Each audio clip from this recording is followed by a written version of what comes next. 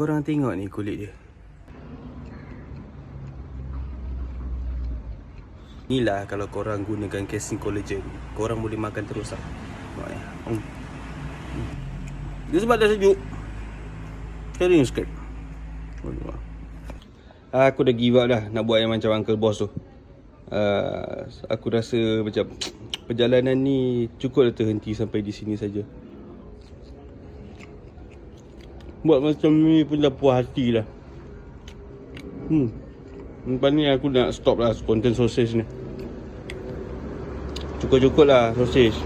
Lepas ni aku nak buat daging salai pula. Boleh? Boleh? Allah, sedapnya. Rugi korang ni. Rugi betul korang ni. Aku dapat tunjuk je, aku tak dapat bagi korang rasa. Yelah, hari tu aku jual, ada orang cakap baik tak jual kan. Kalau tak ada untung, okey aku tak jual. Okey.